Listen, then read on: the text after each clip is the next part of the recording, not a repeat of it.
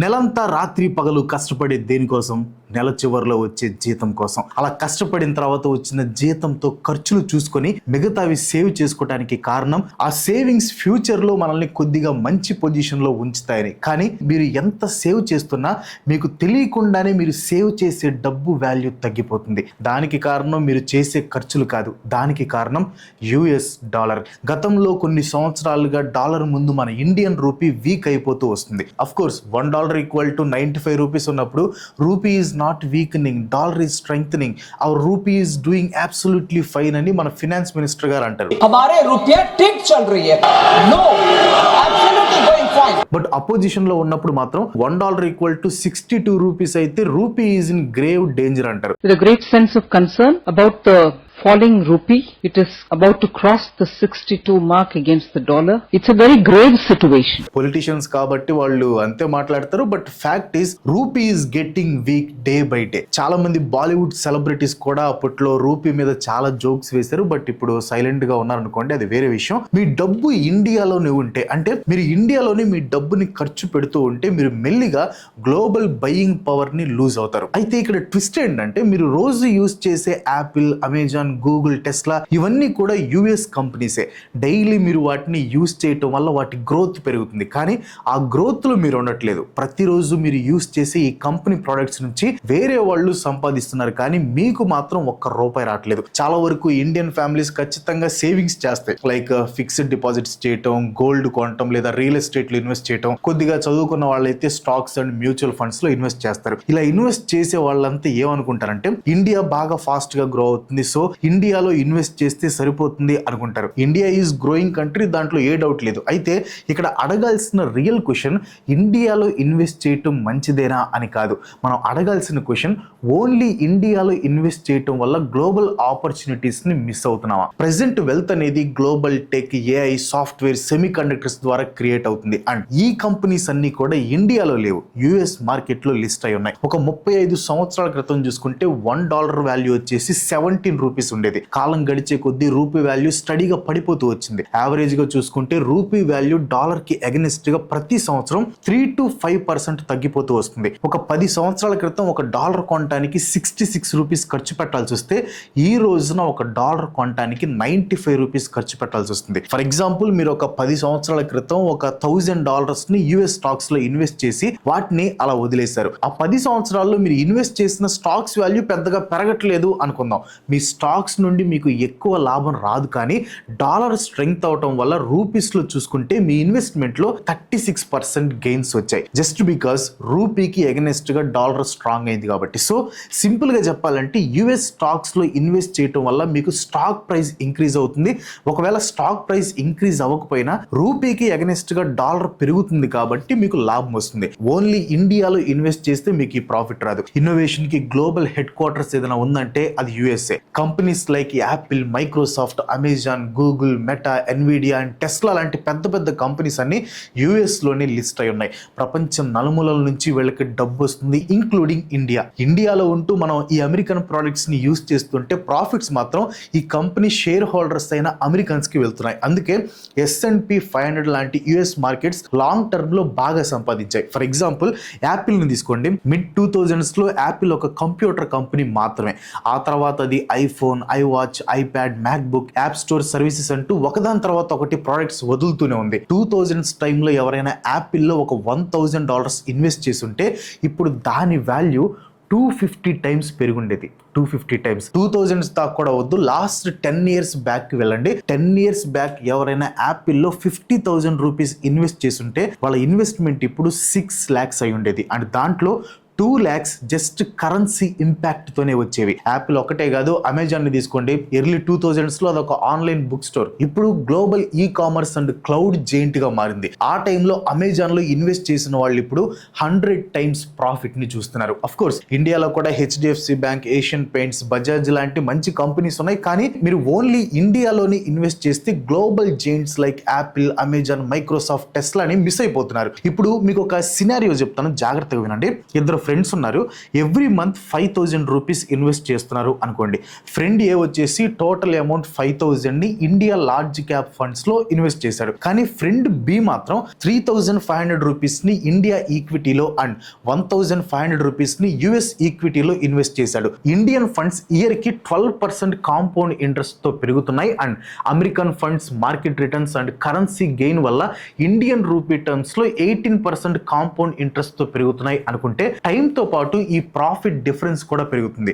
15 years తర్వాత friend ఏ 25.2 lakhs వరకు తన అమౌంట్ని బిల్డ్ చేసుకుంటే అదే టైంలో ఫ్రెండ్ బి దాదాపు 31.4 lakhsని రీచ్ అవుతాడు. అదే 20 ఇయర్స్ తర్వాత అయితే ఫ్రెండ్ ఏ 50 lakhsకి దగ్గర ఎండ్ అయితే ఫ్రెండ్ బి మాత్రం 70 lakhs దగ్గర ఉంటాడు. అంటే గ్లోబల్ డైవర్సిఫికేషన్ వల్ల ఫ్రెండ్ బి 25% నుంచి 40% వరకు ఎక్స్ట్రా వెల్త్ని పొందే ఛాన్స్ ఉంది. ఇది ఇండియా వీక్గా ఉంది అని కాదు, గ్లోబల్ ఇన్నోవేషన్స్ అండ్ డాలర్తో లింక్ అయి ఉన్న అసెట్స్లో ఇన్వెస్ట్ చేయడం వల్ల కాంపౌండింగ్ ఇంప్రూవ్ అవుతుంది. ఒక ఇంపార్టెంట్ థింగ్ ఏంటంటే ఈ 30% నుంచి 50% హై ప్రాఫిట్ అనేది ఆటోమేటిక్ గా జరగదు. ఇది అమెరికన్ మార్కెట్ అలొకేషన్ పైన మన రిటర్న్స్ అజంప్షన్ మీద కూడా ఎక్కువగా డిపెండ్ అయి ఉంటుంది. కొన్నేళ్లుగా ఇండియా ఫాస్ట్ గా డెవలప్ అవుతుంది. కొన్ని ఇయర్స్ అమెరికా మార్కెట్స్ బెటర్ గా ఉంటే ఇంకొన్ని సార్లు అదర్ మార్కెట్స్ బెటర్ గా ఉంటాయి. మీ మనీని India, America and other markets లో స్ప్రెడ్ చేయడం వల్ల రిస్క్ అనేది తగ్గుతుంది. ఒక కంట్రీ గ్రోత్ తక్కువగా ఉన్నప్పుడు అదర్ మార్కెట్స్ దాన్ని బ్యాలెన్స్ చేస్తాయి. అయితే మీకు ప్రతి చోట సపరేట్ అకౌంట్ ఉండాల్సిన అవసరం లేదు. ఐఎన్డి మనీ లాంటి ప్లాట్ఫామ్స్ లో ఒకే యాప్ తో India and other global markets లో ఉండే స్టాక్స్ అండ్ ఈటీఎఫ్స్ ని పర్చేస్ చేసే యాక్సెస్ ఉంటుంది. ఇది ఇండియా వర్సెస్ యుఎస్ గురించి కాదు, India, America and global investments ని కలపడం ద్వారా స్ట్రాంగ్ పోర్ట్ఫోలియోని బిల్డ్ చేసుకోవడం గురించి. చాలా మంది ఇండియన్స్ అమెరికాలో ఇన్వెస్ట్ చేయడానికి ఆలోచిస్తారు, ఎందుకంటే అది చాలా కాంప్లికేటెడ్, ఎక్స్పెన్సివ్, లేదా దాంట్లో ఓన్లీ రిచ్ పీపుల్ మాత్రమే ఇన్వెస్ట్ చేస్తారు అనుకుంటారు. అబ్రాడ్ కి మనీ పంపటం, ట్యాక్సెస్ కానీ ఫామ్స్ ఫిల్ చేయటం, లేకపోతే సపరేట్ యుఎస్ అకౌంట్ని ఓపెన్ చేయటం, ఇలాంటి విషయాల గురించి వరీ అవుతూ ఉంటారు అనమాట. కానీ ఇప్పుడు ఐఎన్డి మనీ వీటన్నిటిని చాలా సింపుల్ చేస్తుంది. మీరు ఎలాంటి హెవీ పేపర్ వర్క్ లేకుండానే మీ ఫోన్ని యూజ్ చేసి స్మాల్ ఇన్వెస్ట్ చేయొచ్చు. IND money one app for everything. IND మనీలో మీరు Indian stocks, US stocks, mutual funds, fixed deposits, EPF, NPS, loans and bank balances వీటన్నిటిని ఒకే చోట యూజ్ చేసుకోవచ్చు అనమాట. మీరు యాప్లోనే మీ అమెరికన్ స్టాక్ కేవైసీని కంప్లీట్ చేయొచ్చు.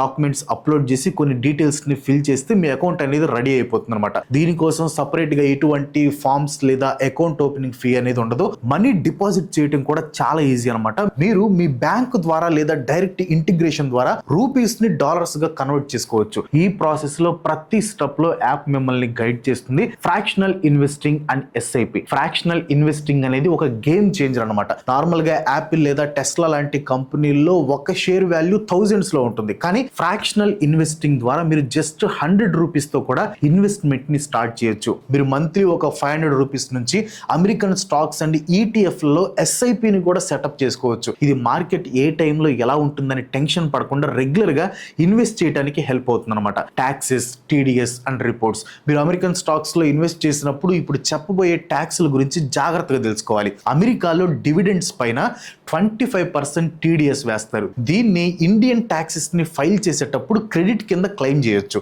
అమెరికన్ స్టాక్స్ పైన వచ్చే లాంగ్ టర్మ్ క్యాపిటల్ ప్రాఫిట్స్ కి 12.5% tax plus cess and surcharge వేస్తారనమాట. షార్ట్ టర్మ్ క్యాపిటల్ ప్రాఫిట్స్ మీద normal income tax slab rate ప్రకారం ట్యాక్స్ పడుతుంది. IND money Indian income tax returns కోసం రెడీగా ఉన్న రిపోర్ట్స్ ని ప్రొవైడ్ చేస్తుంది. సో మీరు కానీ మీ సిఏ కానీ ఈజీగా రిటర్న్స్ ని ఫైల్ చేయొచ్చు. మీకు యాప్ లో dividend calendar and returns calculator లాంటి టూల్స్ కూడా ఉంటాయి. ఈ క్యాలిక్యులేటర్ స్టాక్ గ్రోత్ నుంచి ఎంత ప్రాఫిట్ వచ్చింది అండ్ కరెన్సీ చేంజెస్ నుంచి ఎంత ప్రాఫిట్ వచ్చింది అనేది క్లియర్ గా చూపిస్తుంది అనమాట. ఐఎన్డి మనీ రిటర్న్స్ క్యాలిక్యులేటర్ లో కరెన్సీ ఇంపాక్ట్ ని ఎలా చూపిస్తుంది అనేది చాలా ఇంపార్టెంట్ మ్యాటర్. ఇది జస్ట్ మీరు ఫస్ట్ పెట్టిన ఇన్వెస్ట్మెంట్ పైన మాత్రమే కరెన్సీ ప్రాఫిట్ ని క్యాలిక్యులేట్ చేయదు. దానికి బదులుగా మీ ఇన్వెస్ట్మెంట్ పెరిగిన తర్వాత ఫైనల్ అమౌంట్ మీద వచ్చే గ్రోత్ ని చూపిస్తుంది. దీన్ని చాలా సింపుల్ వేలో ఎలా అర్థం చేసుకోవాలో చెప్తాను చూడండి. డాలర్ రేట్ 85 దగ్గర ఉన్నప్పుడు మీరు $1,000 ఇన్వెస్ట్ చేశారు. 1 year తర్వాత మీ ఇన్వెస్ట్మెంట్ $10,000 కి పెరిగింది. అదే టైంలో డాలర్ రేట్ అనేది 95 కి చేరింది. ఇక్కడ ఒక ఇంపార్టెంట్ మ్యాటర్ ఉంది. డాలర్ వాల్యూలో పెరిగిన ఆ 10 రూపీస్ అనేది ఫస్ట్ లో మీరు పెట్టిన $1,000 $10,000 మీద మాత్రమే అప్లై అవ్వదు, అది మీ టోటల్ $10,000 పైన అప్లై అవుతుంది. కాబట్టి మీరు తిరిగి రూపీస్లోకి మార్చుకున్నప్పుడు మీ రిటర్న్స్ అనేవి ఇంకా పెరుగుతాయి. ఈ ఎగ్జాంపుల్లో అరౌండ్ 1000% రిటర్న్స్ అనేవి స్టాక్ గ్రోత్ నుంచి వస్తాయి and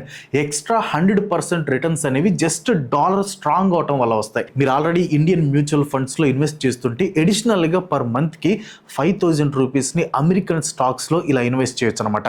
3,000 rupees in US index or tech ETF లో 2,000 రూపీస్ ని మీకు నమ్మకం ఉన్న ఫ్రాక్షనల్ షేర్స్ లో ఇన్వెస్ట్ చేయొచ్చు. 10, 15 లేదా 20 సంవత్సరాల టైం తర్వాత ఇది ఫారిన్ ఎడ్యుకేషన్, ఇంటర్నేషనల్ ట్రావెల్ లేదా స్ట్రాంగ్ రిటైర్మెంట్ కోసం సపరేట్ గా ఒక డాలర్ బేస్డ్ కార్పస్ ని క్రియేట్ చేస్తుంది. మీరు హ్యూజ్ అమౌంట్ తో స్టార్ట్ చేయాల్సిన అవసరం లేదు.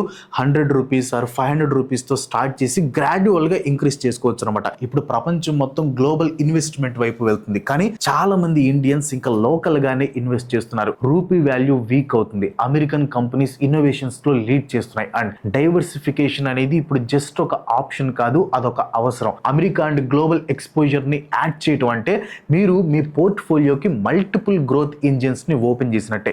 ఐఎన్డి మనీ లాంటి ప్లాట్ఫామ్స్ దీన్ని ఇప్పుడు చాలా ఈజీ చేశాయి. మీరు అమెరికన్ ఇన్వెస్టింగ్ అకౌంట్ ని ఓపెన్ చేయొచ్చు, మనీ పంపొచ్చు, ట్యాక్స్ రిపోర్ట్ తీసుకోవచ్చు అండ్ మీ టోటల్ నెట్వర్త్ ని ఒకే చోట ట్రాక్ చేయొచ్చు. మీరు ఈ రోజే గ్లోబల్ పోర్ట్ఫోలియోని బిల్డ్ చేయాలనుకుంటే ఐఎన్డి మనీని ఒకసారి చెక్ చేయండి. దీనికి సంబంధించిన లింక్ వచ్చేసి నేను కింద డిస్క్రిప్షన్ లో పిన్ చేసిన కామెంట్స్ లో ఇచ్చాను. ఇప్పుడే ఆ లింక్ ని క్లిక్ చేసి వెంటనే ఐఎన్డి మనీ యాప్ ని డౌన్లోడ్ చేసుకోండి. That's all today. ఈ వీడియో మీకు అనిపించింది కింద కామెంట్ లో పోస్ట్ చేయండి. వీడియో నచ్చితే లైక్ కొట్టి మీ ఫ్రెండ్స్ అండ్ ఫ్యామిలీకి షేర్ చేయండి. ఇలాంటి ఇంట్రెస్టింగ్ అండ్ యూస్ఫుల్ కంటెంట్ ఇంకా కావాలనుకుంటే వెంటనే మన ఛానల్ సబ్స్క్రైబ్ చేసుకోండి. ఇంకో మంచి ఎపిసోడ్ తో మళ్ళీ కలుసుకుందాం. అంతవరకు సెలవు, బై బాయ్.